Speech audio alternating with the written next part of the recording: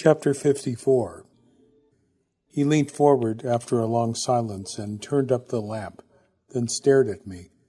Deep in him I sensed something was finally moved, but after a moment the stare became its old, dry self. The disadvantage of our new drama is that in your role you do not know what you can believe and what you cannot. There is no one on the island who is in the square, but many can confirm for you every other incident I have told you. I thought of the scene on the central ridge by not being insertable in the real story, it verified. Not that I doubted Conchis. I knew I had been listening to the history of events that happened, that in the story of his life he had saved the certain truth to the end. After you were shot, I was hit, and I fell, and I knew no more because I fainted. I believe I heard the uproar from the hostages before darkness came, and possibly that saved me. I imagine the men firing were distracted. Other orders were being given to fire at the hostages. I am told that half an hour later, when the villagers were allowed to wail over their dead, I was found lying in a pool of blood at the feet of the guerrillas. I was found by my housekeeper Sola before the days of Maria and Hermes. When they moved me, I showed faint signs of life. They carried me home and hid me in Sola's room. Paterescu came and looked after me. Paterescu? Paterescu. I tried to read his look, understood by something in it that he fully admitted that guilt and did not consider it a guilt, and that he was prepared to justify it if I should press for the truth. The colonel? By the end of the war, he was wanted for countless atrocities. Several of them showed the same feature, an apparent reprieve at the last moment, which turned out to be a mere prolongation of the agony for the hostages. The War Crimes Commission have done their best, and he is in South America, or Cairo, perhaps. And Anton? Anton believed that I had been killed. My servants let no one but Paterescu into the secret. I was buried, or rather, an empty coffin was buried. Vimmel left the island that same afternoon, leaving Anton in the middle of all the carnage of flesh, to say nothing of that of the good relations he had established. He must have spent all evening, perhaps night, writing a detailed report of the whole incident. He typed it himself, 7 copies. He stated that fact in the report. I presume they were all he could get on the typewriter at one time. He hid nothing and excused no one, least of all himself. I will show you in a moment. The Negro came across the gravel and began to dismantle the screen. Upstairs I could hear movements. What happened to him? 2 days later his body was found under the wall of the village school, where the ground was already dark with blood. He had shot himself. It was an act of contrition, of course, and he wanted the villagers to know. The Germans hushed the matter up. Not long afterwards, the garrison was changed. The report explains that. What happened to all the copies? One was given to Hermes by Anton himself the next day, and he was asked to give it to the first of my foreign friends to inquire for me after the war. Another was given to one of the village priests with the same instructions. Another was left on his desk when he shot himself. It was open, no doubt for all his men and the German High Command to read. 3 copies completely disappeared. Probably they were sent to relations or friends in Germany. They may have been intercepted, we shall never know now. And the last copy turned up after the war. It was sent to Athens to one of the newspapers with a small sum of money, for charity, a Viennese postmark. Plainly he gave a copy to one of his men.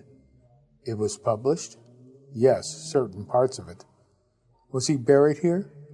His family cemetery, near Leipzig. Those cigarettes. And the villagers never knew that you had the choice? The report came out. Some believe it, some do not. Of course, I have seen that no helpless dependents of the hostages suffered financially. And the guerrillas, did you ever find out about them? The cousin and the other man? Yes. We know their names. There is a monument to them in the village cemetery. But their leader, I had his life investigated. Before the war, he spent 6 years in prison, on one occasion for murder, a crime passionnel, on 2 or 3 others for violence and larceny. He was generally believed in Crete to have been involved in at least 4 other murders. One was particularly savage.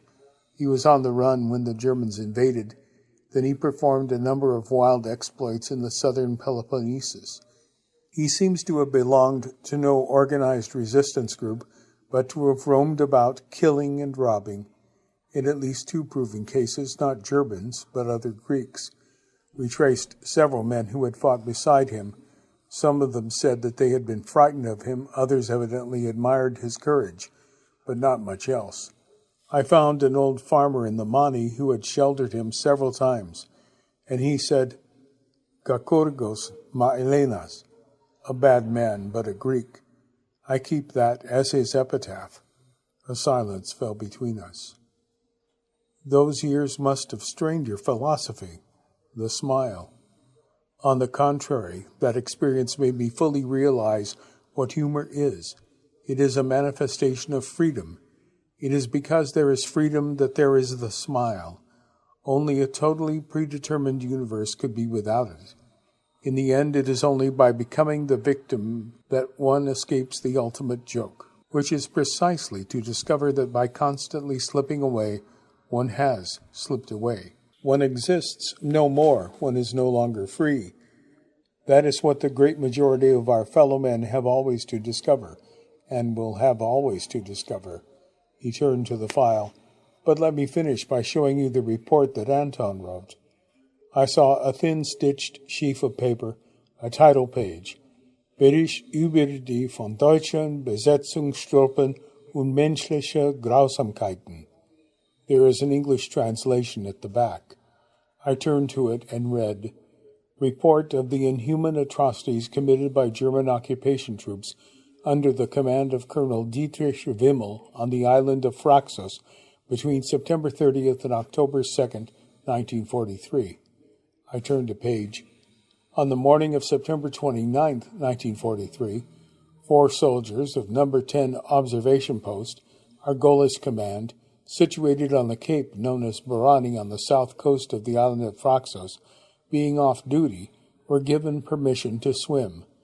At 12:45, Conchi spoke. Read the last paragraph. I swear by God and by all that is sacred to me that the above events have been exactly and truthfully described. I observed them all with my own eyes, and I did not intervene. For this reason, I condemn myself to death. I looked up. A good German. No, unless you think suicide is good, it is not. Despair is a disease, and as evil as Wimmel's disease. I suddenly remembered Blake. What was it? Sooner murder an infant in its cradle than nurse unacted desires. A text I had once often used to seduce, myself as well as others. Conchis went on. You must make up your mind, Nicholas. Either you enlist under the Capitan, that murderer who knew only one word, but the only word, or you enlist under Anton. You watch and you despair, or you despair and you watch. In the first case, you commit physical suicide. In the second, moral. I can still feel pity for him. You can, but ought you to? I was thinking of Allison, and I knew I had no choice. I felt pity for her as I felt pity for that unknown German's face on a few feet of flickering film, and perhaps an admiration, that admiration which is really envy of those who have gone farther along one's own road. They had both despaired enough to watch no more, while mine was the moral suicide. I said, yes, he couldn't help himself. Then you are sick. You live by death, not by life. That's a matter of opinion. No, of conviction, because the event I have told you is the only European story. It is what Europe is, a Colonel Wimmel, a rebel without a name, as Anton, torn between them, killing himself when it is too late, like a child. Perhaps I have no choice. He looked at me, but said nothing. I felt all his energy then, his fierceness, his heartlessness, his impatience with my stupidity, my melancholy, my selfishness, his hatred not only of me, but of all he had decided I stood for, something passive, abdicating, English in life. He was like a man who wanted to change all and could not, so burned with his impotence, and had only me, an infinitely small microcosm, to convert or detest. I looked down at last. Then you think I'm another Anton? Is that what I'm meant to understand? You are someone who does not understand what freedom is, and above all that, the better you understand it, the less you possess of it. I tried to absorb that paradox. I've shown too much to please you? To be of further significance to me. He picked up the file. Now I suggest we go to bed. I spoke sharply. You can't treat people like this as if we're all just villagers to be shot so that you can prove some abstract theory of freedom. He stood up and stared down at me. For as long as you cherish your present view of freedom, it is you who holds the executioner's gun. I thought again of Allison, suppressed the thought. What makes you so sure you know my real self? I do not claim that. My decision is based on the certain knowledge that you are incapable of knowing it yourself. You honestly do think you're God, don't you? Incredibly, he did not answer, and his eyes said that was what I might be left to believe. I let out a little snort of air to show him what I thought, then went on. So what do you want me to do now? Collect my bag and walk back to the school? This seemed unexpectedly to set him back a little. There was a minute but telltale hesitation before he answered. As you wish. There was to be a little final ceremony tomorrow morning, but it is not of importance. Well, I'd hate to miss that. He contemplated my humorless smile up at him, then gave a little nod. I wish you good night. I turned my back, and his footsteps receded, but he stopped at the music room doors. I repeat, no one will come. I didn't acknowledge that either, and he went on inside. I believed him as regards no one coming, but I had begun to smile to myself in the darkness. I knew that the threat to walk out at once had secretly alarmed him, had forced him to toss me another hasty carrot, a reason to stay. It must all have been a test, some sort of ordeal to be passed before I entered the inner circle. At any rate, I felt more than ever certain that the girls were there on the yacht. I had, so to speak, been brought before the execution squad, but this time there was to be a last-minute reprieve. The longer he denied me Julie now, the more he followed the philosophy of a Fimmel. And at least I knew Conchise was a very different human being. If he was cruel, it was, by his lights, to be kind. I smoked one cigarette, another. There was a great stewing stillness, an oppressiveness, a silence. The gibbous moon hung over the planet Earth, a dead over a dying thing. I got up and strolled across the gravel to the seat on the path down to the beach.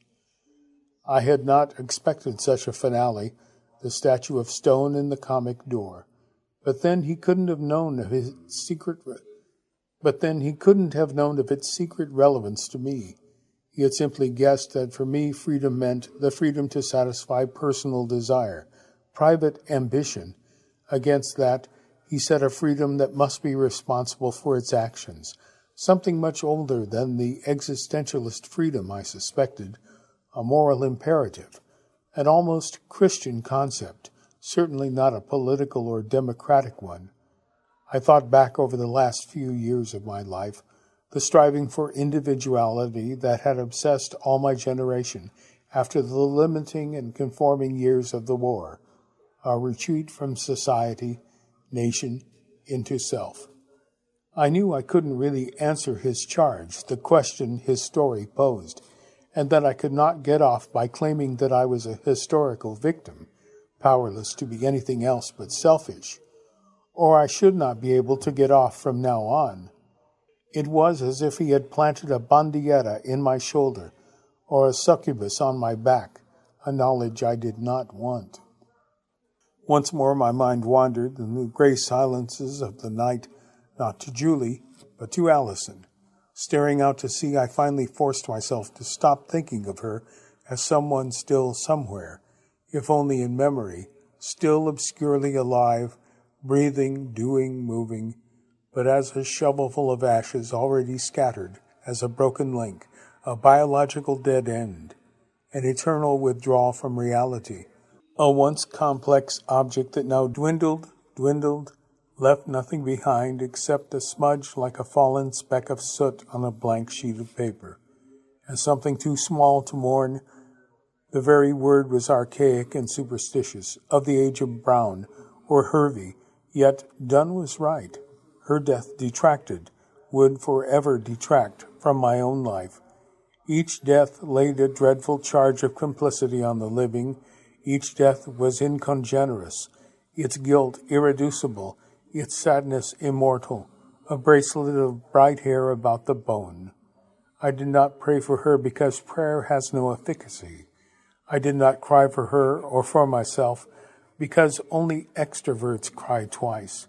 But I sat in the silence of that night, that infinite hostility to man, to permanence, to love, remembering her, remembering her.